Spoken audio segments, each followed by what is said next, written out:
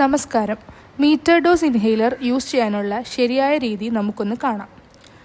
ഇതാണ് കാനിസ്റ്റർ. ഇതിലാണ് ഇൻഹേലറിൻ്റെ മരുന്ന് അടങ്ങിയിരിക്കുന്നത്. ഇതാണ് ബോഡി പാർട്ട്. ഇതാണ് ക്യാപ്പ്. ഇതാണ് മൗത്ത് പീസ്. ഇതിലൂടെയാണ് നമ്മൾ മരുന്ന് വലിക്കുന്നത്. ഈ കാണുന്നതാണ് ഇതിലെ റീഡിങ്സ്. ഇത് കാണിക്കുന്നത് എത്ര പഫ് എടുക്കാം എന്നാണ്. ഓരോ പഫ് എടുക്കുമ്പോഴും അതിലെ നമ്പർ കുറഞ്ഞു വരും. ഇനി ഇൻഹേലർ എങ്ങനെയാണ് ഉപയോഗിക്കുന്നതെന്ന് കാണാം.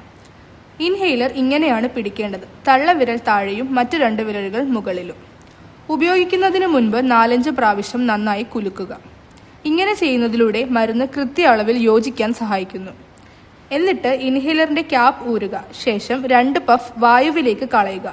ഇത് പുതിയ ഇൻഹേലർ ഉപയോഗിക്കുമ്പോഴും കുറെ നാളുകൾക്ക് ശേഷം ഉപയോഗിക്കുമ്പോഴുമാണ് ചെയ്യേണ്ടത്. അതിനുശേഷം ശ്വാസം നന്നായി എടുത്തു വിടുക. അടുത്ത ദീർഘശ്വാസം എടുക്കുമ്പോഴാണ് ഇൻഹേലർ വലിക്കേണ്ടത്. ഇതിനായി ഇൻഹേലറിന്റെ മൗത്ത് പീസ് വായിൽ വയ്ക്കുക. ശ്രദ്ധിക്കുക, പല്ലുകൊണ്ട് കടിച്ചു പിടിക്കാൻ പാടില്ല. എന്നാൽ ചുണ്ടുകൊണ്ട് ബലമായി അമർത്തി പിടിക്കുക. അല്ലെങ്കിൽ മരുന്ന് പുറത്തേക്ക് പോകും. ദീർഘശ്വാസം എടുക്കുമ്പോൾ തന്നെ ഇൻഹേലർ പ്രസ് ചെയ്യുക. ശ്വാസത്തിനോടൊപ്പം മരുന്നും ഉള്ളിലേക്ക് എത്തും. ശേഷം 5 സെക്കൻഡ് ശ്വാസം ഹോൾഡ് ചെയ്ത് പിടിക്കുക. ഇത്രയും കഴിഞ്ഞാൽ 1 പഫ് പൂർത്തിയായി. ഡോക്ടറുടെ നിർദ്ദേശപ്രകാരം 2 പഫ് എടുക്കണമെങ്കിൽ 1 മിനിറ്റിന് ശേഷം ഇതേ പ്രക്രിയ തുടരാവുന്നതാണ്. ശേഷം ഒരു വൃത്തിയുള്ള തുണിയും ഉപയോഗിച്ച് മൗത്ത് പീസ് തുടച്ച് ഒരു കണ്ടെയ്നറിൽ സൂക്ഷിക്കുക. ഇനി ഇൻഹേലർ ഉപയോഗിക്കുമ്പോൾ ശ്രദ്ധിക്കേണ്ട പ്രധാന കാര്യങ്ങൾ.